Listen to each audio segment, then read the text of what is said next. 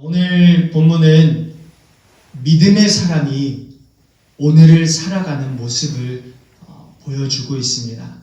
두 부류의 사람에 대한 이야기죠.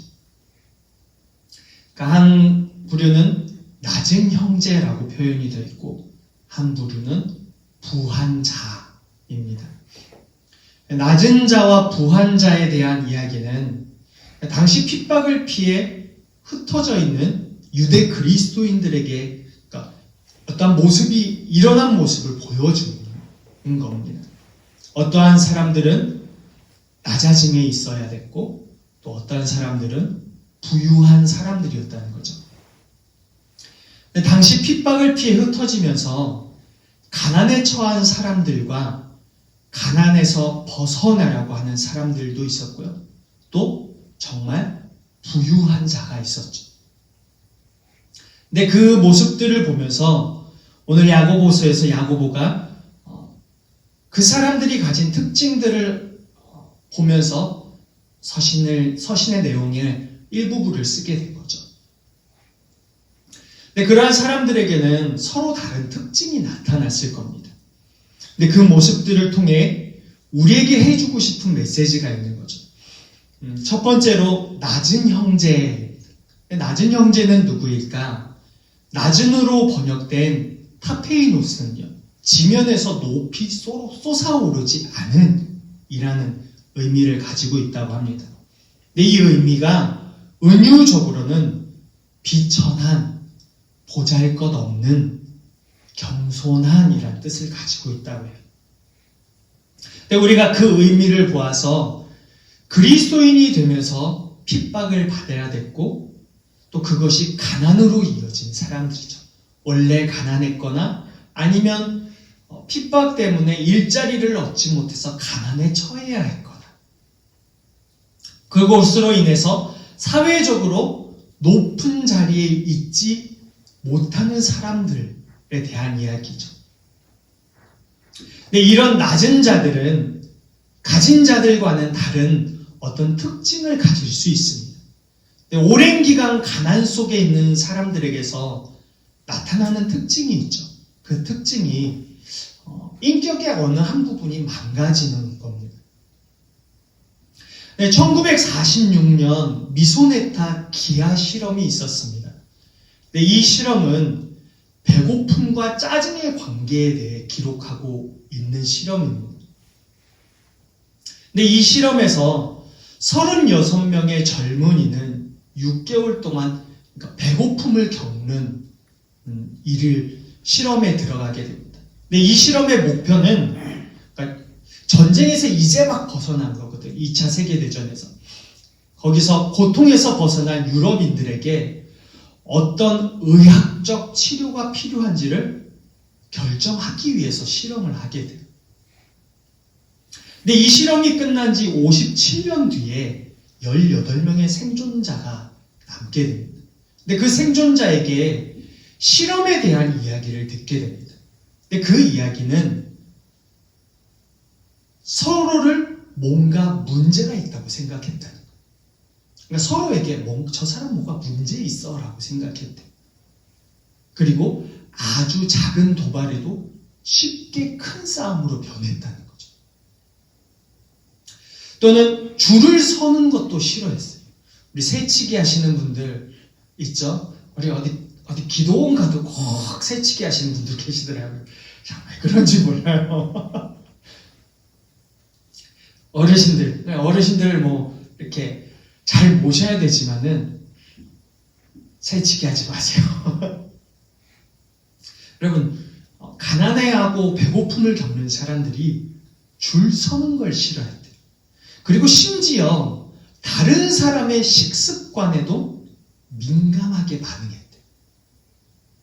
근데 이런 실험 외에도 배고플 때는 음식이 아닌 다른 물건에도 욕심이 생긴다라는 연구 발표가 있었습니다. 63명의 학생들에게 4시간 동안 아무것도 먹지 못하게 한 후에 그 후 절반에게는 원하는 만큼 케이크를 먹게 한 연구입니다. 절반은 먹지 못하게 한 거죠. 그리고 난 후에 어느 메이커에 바인더 클립을 원하는 만큼 가져갈 수 있게 했어요.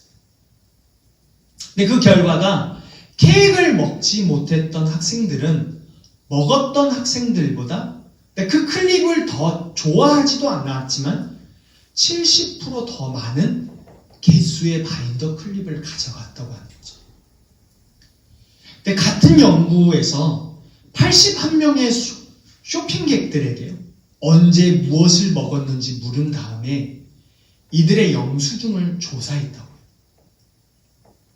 근데 그 결과 배가 고픈 사람들은요, 그렇지 않은 사람들에 비해 60% 더 많은 물건을 샀다고 합니다.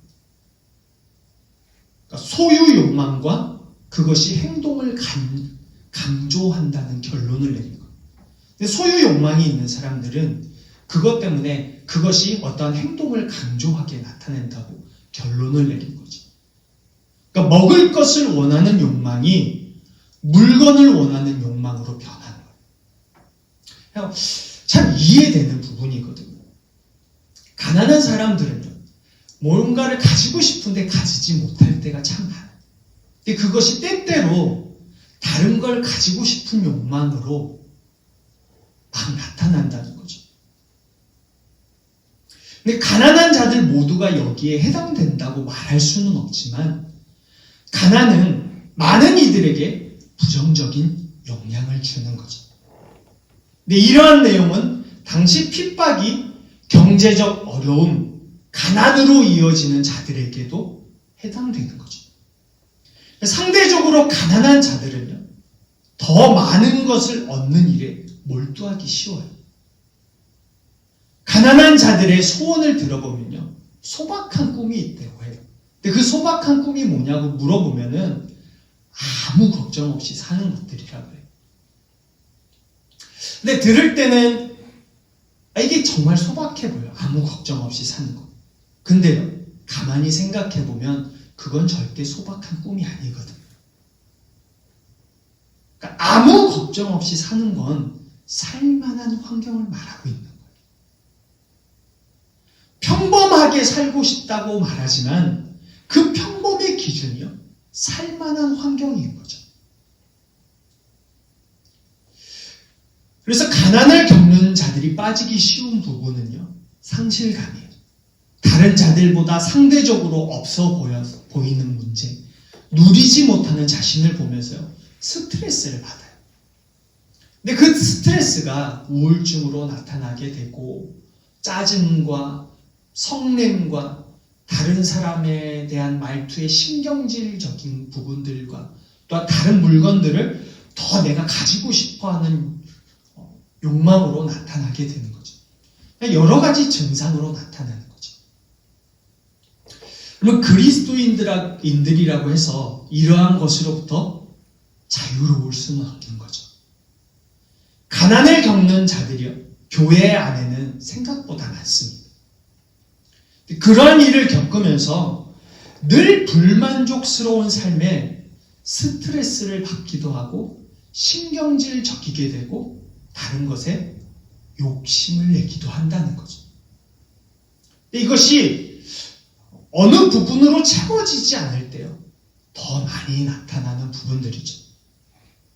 근데 많은 자들이 가난이 무엇인지 알고 있기 때문에 가난 속에서 나타나는 이러한 특징들을 어느 정도 이해하거나 공감할 겁니다. 근데 이러한 이해를 가지고 우리가 그 다음 말씀을 생각해야 됩니다. 9절을 보면요, 이런 말씀이 있습니다. 낮은 형제는 자기의 높음을 자랑하고 라고 합니다. 낮아 있는데 높음을 자랑하라고 합니다. 높아질 것이 없는 자들인 거죠. 상실감에 있는 자들이에요. 가난하고 때로는 이 가난의 어떤 스트레스가 해결되지 않으면 실망과 짜증과 신경질적인 모습으로 변할 수밖에 없는 어떤 단점을 가지고 있는 자들에게 높아짐을 자랑하라고 하죠. 여러분, 높음이 무엇일까? 우리가 생각할 때는 내가 어떤 좀 더 괜찮은 자리에 있을까? 아니면 누구에게 꽤 괜찮아 보여지는 모습이 될까? 이렇게 생각할 수 있을 것 같아요. 근데 이건 누군가에게 꽤 괜찮아 보이고 싶은 것, 그런 태도를 말하는 건 아닙니다. 가끔 무소유를 이야기하는 사람들이 있어요. 근데 그 이야기를 하며 자신의 삶을 그렇게 이끌어간 사람을 보면요, 존경스러워요. 무소유.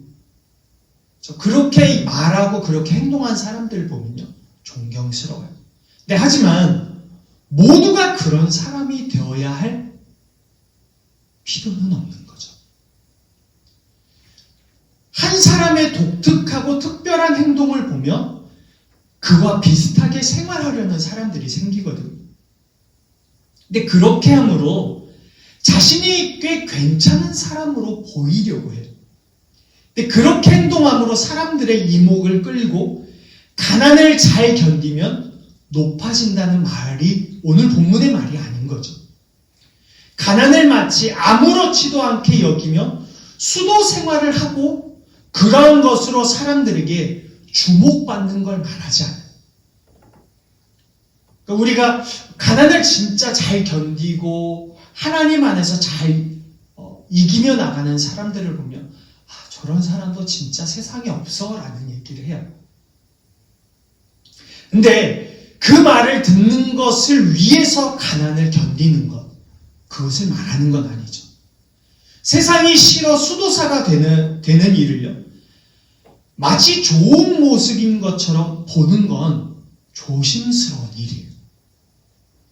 개인이 자신의 믿음으로 삶을 살아간다는 점에서는 칭찬받아야 하는 일이지만요, 그렇게 사는 것이 마치 빛나 보이는 것처럼 말하는 건 조심해야 되는 거죠.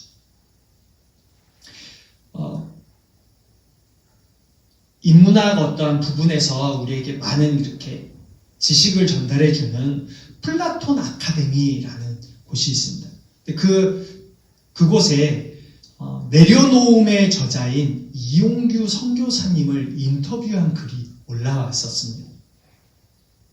근데 그 글에서 내려놓음에 대한 이야기를 했었는데, 선교사님이 하시는 이야기가 뭐냐면, 내려놓음은 불교에서 말하는 무소유와 다릅니다는 거예요. 가난하지만 고상하고 재물을 탐하지 않는 그런 모습과 다르다는 거예요. 그러니까 마치 가난하지만 재물을 탐하지 않는 그런 모습들을 고상하게 여기는 것, 그것이 내려놓음이 아니라는 거예요. 그 말에 인터뷰 기자는 무슨 말인지 다시 질문하게 돼요. 근데 그 질문에 이용규 선교사님께서 대답을 하셨는데요. 그 인터뷰 내용을 잠시 읽어보겠습니다. 가난 가운데 있지만 찌들지 않고 자족하면서 사는 걸 보고 대단하다고 생각하는 사람들이 있습니다. 제가 동양 사상을 오래 공부하다 보니까 저 역시 순간적으로 헷갈린 적이 있어요. 하지만 지금은 버리거나 없이 사는 게 중요한 게 아니라는 생각을 합니다. 가난 자체가 삶의 어떤 목표가 되면 안 됩니다. 근데 그런 의미에서 무소유와 기독교는 좀 궤가 다른 것 같아요. 제3도 마찬가지예요. 저라고 하는 사람은 제 안에서 끊임없이 나오는 어떤 생각들, 미움이라든지 남들한테 잘 보이고 싶어하는 인정 욕구 같은 걸 스스로 해결할 수가 없어요. 해결한 척 포장은 할 수 있겠지만 제 안에는 그런 힘이 없어요. 하지만 앞이 막막하고 희망이 안 보이는 절망적인 상황 가운데 있으면서도 하나님에 대한 소망을 가질 때 제 삶이 여전히 감사가 넘치고 행복하고 더는 필요한 것이 없다는 걸 저는 삶 속에서 체험했습니다. 그러니까 이용규 선교사님께서 이야기하시는 게 가난한 것 그것 자체, 그러니까 무소유, 가난하지만 청렴하게 사는 것, 그것을 그것에 대한 초점이 아니라는 거예요. 내려놓음. 높아짐도 그렇다는 거죠. 우리가 그러면서 두 번째로 봐야 할 부분은요. 부한 자는 낮아짐을 자랑할지니라는 부분입니다. 그럼 부한 자는 왜 낮아짐을 자랑하라고 했을까? 그것을 말하기 전에요. 부유한 자에 대해서 성경은 어떤 대답을 주고 있는지 살펴봐야 되는 거죠. 잠언 18장 11절을 세 번역으로 보면 이런 말씀이 있습니다. 부자의 재산은 그의 견고한 성이 되니 그는 그것을 아무도 못 오를 높은 성벽처럼 여긴다 라고 이야기합니다. 재산을 자신의 힘으로 여기고 오르지 못할 성벽처럼 자신을 지켜준다고 생각한다는 이야기죠. 11장 28절 세번역을 보면요. 자신의 재산만을 믿는 사람은 넘어지지만 의인은 푸른 나뭇잎처럼 번성한다고 말합니다. 자기 재물을 믿는 자는 위험에 빠지게 된다는 말씀이죠. 잠언 15장 27절을 세번역으로 보면 이렇습니다. 불이한 이익을 탐내는 사람은 자기 집에 해를 끼치지만 뇌물을 거절하는 사람은 오래 산다. 그러니까 돈을 먼저 생각하는 사람은 주변 사람들에게, 가정에게 해를 끼치게 된다는 말씀이죠.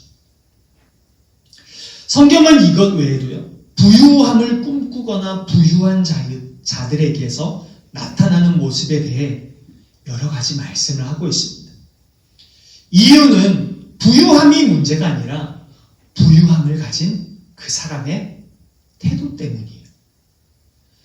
우리는 부유함을 원하지만요, 그것이 우리에게 미치는 영향에 대해서는 생각하지 않으려는 경향이 있죠. 그 영향을 보면 우쭐거려요. 여러분, 왜 부자 되고 싶으세요? 어깨에 뽕이 들어가잖아요. 이렇게. 아마 우리 가족이 어느 날 갑자기 부자가 되면요, 갑자기 뽕이 이만큼 들어갈 겁니다. 뽕이 들어간 상태에서 살겠죠. 우쭐거립니다. 다른 사람들에게 과시하고 싶어지죠. 그리고 더 많은 걸 누리고 싶어합니다. 그것이 부유해졌을 때 나타나는 인간의 특징들이죠. 실제로 많은 사람들은요, 부유해졌을 때 사뭇 다른 모습으로 변합니다. 부모님의 유산 문제만 놓고 보더라도 우리는 알 수 있죠.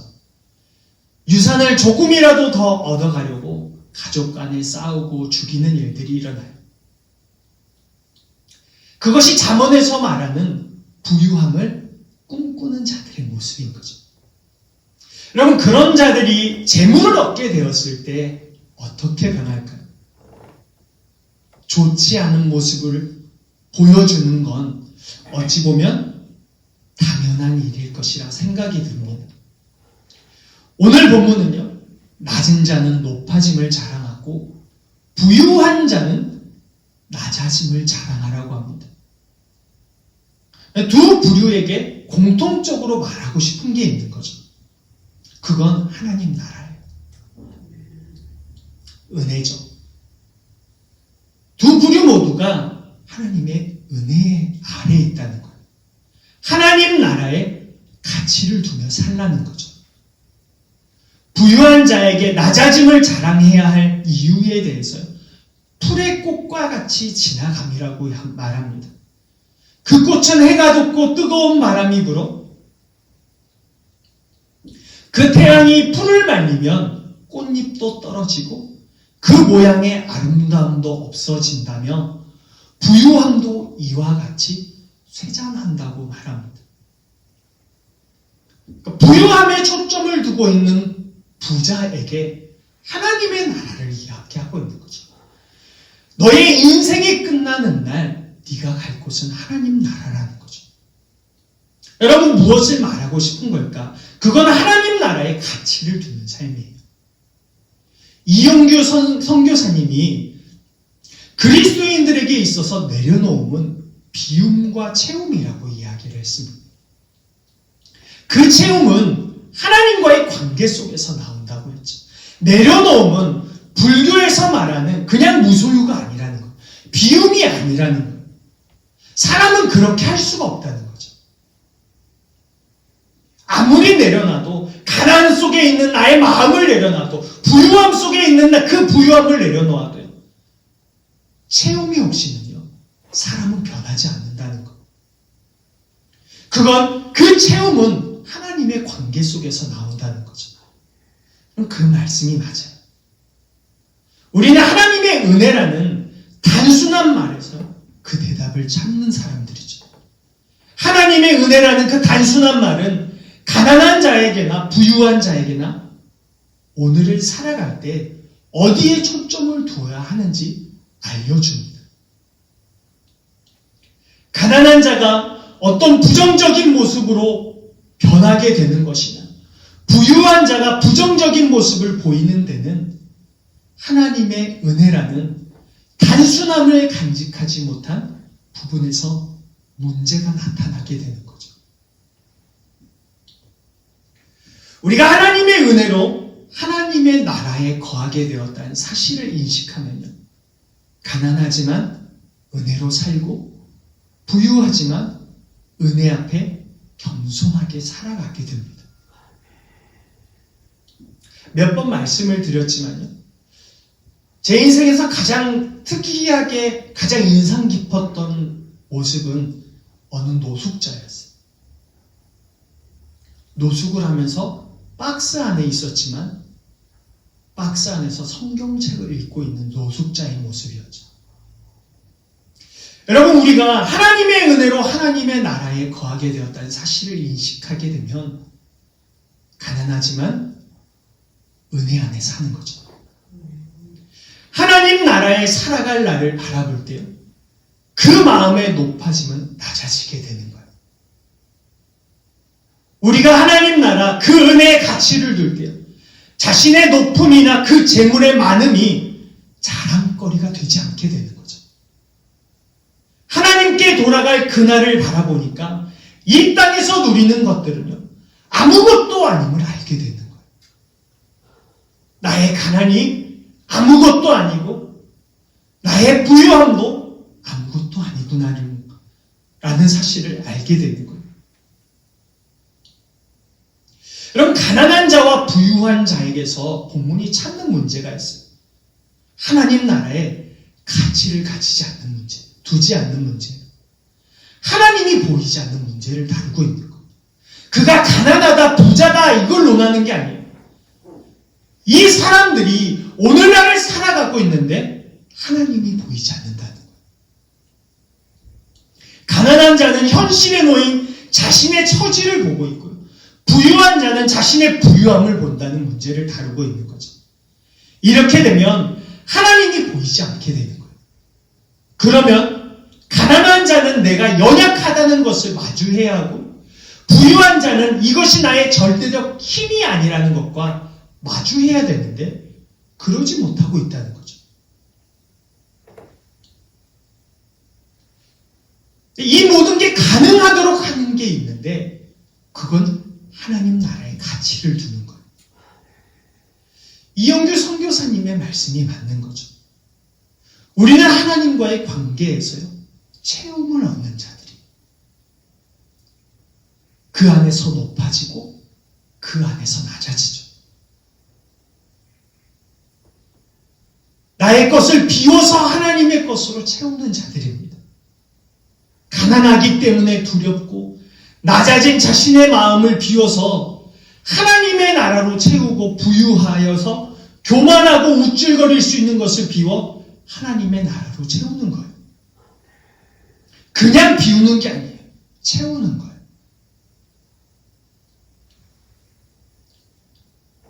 우리에게는 물질을 바라보는 시선, 물질을 다룰 수 있는 능력, 물질의 가치를 정의할 수 있는 힘이 필요한 거예요. 가난한 자나 부유한 자나 모두에게 이 힘이 필요하거든요. 물질을 바라보는 시선도 필요하고요. 물질을 다룰 수 있는 능력도 필요하고 물질의 가치를 정의할 수 있는 힘이 필요해요. 근데 이 힘이 없는 자들이요. 가난에 처하고 부유해졌을 때 그 사람들은 180도 달라지게 되는 거예요.